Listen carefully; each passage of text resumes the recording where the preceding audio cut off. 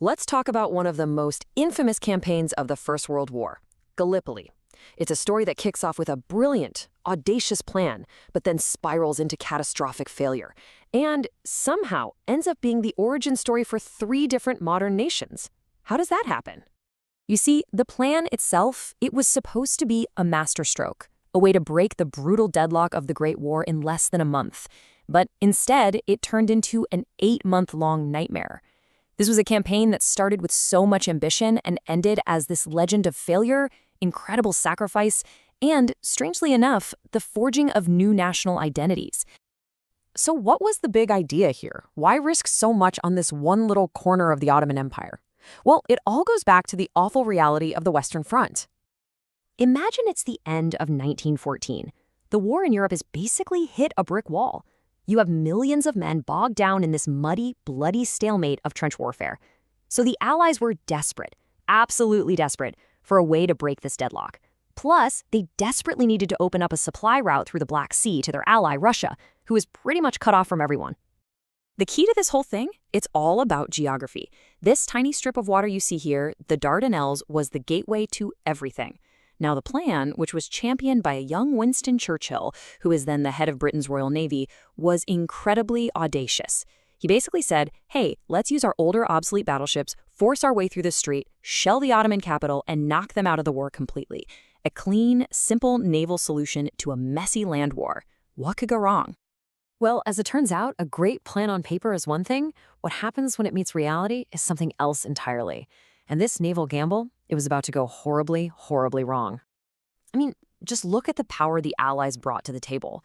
They put together this incredible fleet, 18 massive battleships, plus cruisers and destroyers. The confidence was sky high. They started their bombardment in February of 1915, and they were just systematically taking out the outer forts. To pretty much everyone involved, victory felt like it was just a matter of time. And that confidence? It peaked on March 4th, when Admiral Carden actually cabled Churchill and predicted he'd be in the Ottoman capital within 2 weeks. So on March 18th, the fleet pushed forward for what they thought would be the final assault, right into the narrowest, most heavily defended part of the Straits. But by that afternoon, everything had changed.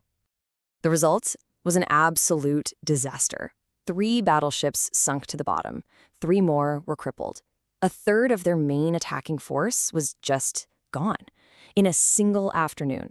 And the cause? You're not going to believe it. A single, tiny Ottoman mine layer, the Nusret, had secretly laid a new line of mines just 10 days earlier. The Allied fleet sailed right into the trap. The naval attack was over, just like that. So let's just pause here for a second, because this is the critical moment. Churchill's clean, Navy-only plan, it's in ruins. But instead of cutting their losses and abandoning the whole thing, the Allies doubled down. They figured the only way to clear a path for the ships now was to land an army and take the Gallipoli Peninsula by force. And that decision led to one of the most famous and tragic days in all of military history, the landings of April 25th, 1915. So, what were the Allies thinking? Just how prepared were they? Well, the level of Allied overconfidence was staggering. They actually handed out leaflets to the troops that suggested the Ottoman soldiers were basically just waiting to surrender. That was the expectation. The reality? Their opponent had used the 5-week delays since the naval attack to dig in, reinforce, and get ready for the invasion they knew was coming. Okay, so picture this.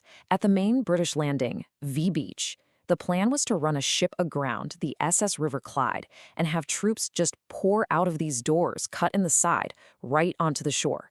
But they stepped out directly into a storm of machine gun fire from an old fortress up on the hill. The beach became a killing field in an instant. I want you to really let this number sink in. Of the very first 200 men who ran down those ramps from the River Clyde, only 21 actually made it to the beach. That's the brutal, horrifying reality of what happened that morning. But the defense was just as ferocious.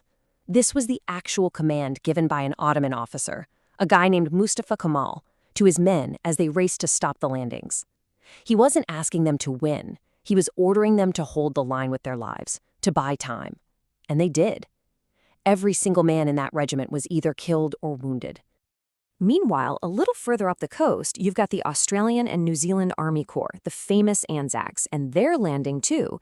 But because of a navigational mistake, they landed 2 kilometers north of where they were supposed to be, at a spot with these steep, treacherous cliffs instead of an open beach.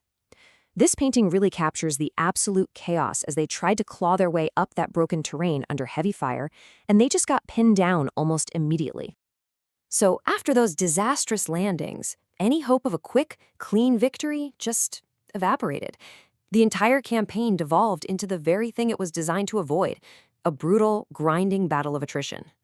For 8 long months, both sides suffered in these horrible trenches, and yet, even in all that horror, you find these surreal moments of shared humanity. During a brief armistice called So Both Sides Could Bury Their Dead, one soldier wrote this: "For a few hours, men who had been trying to kill each other were walking around openly. Some even went for a swim in the sea, before the killing started all over again." And the price for this stalemate? It's just staggering. Roughly 250,000 casualties on each side. That's 500,000 men killed, wounded, or taken down by disease, all for a few square kilometers of land that, in the end, would just be abandoned. In January of 1916, the Allies finally packed it in. They evacuated, admitting defeat. But the story doesn't end there. Not even close. The legacy of this campaign is, well, it's profound and deeply contradictory. So check this out. The legacy was completely different for everyone involved. For Britain and France, it was a humiliating, costly defeat. For the Ottoman Empire, it was a final, defining, heroic victory. But for Australia and New Zealand, this bloody defeat somehow became their national coming-of-age story. The day of the landing, April 25th, is still their most important day of national remembrance. And what about the victors? Well, that legacy was just as game-changing. Remember that Ottoman commander, the one who gave that chilling "I order you to die" command? That was Mustafa Kemal. His heroic reputation, forged right there at Gallipoli, propelled him to lead his country's war of independence and eventually become Ataturk, the founder and first president of the modern Republic of Turkey. So we're left with this incredible paradox, right? How can one single failed military campaign be remembered as a humiliating defeat, a heroic victory, and a national birth certificate, all at the same time? Gallipoli shows us that in history, the line between victory and defeat is rarely simple, and a legacy is often measured not in the territory you gain, but in the identities you create.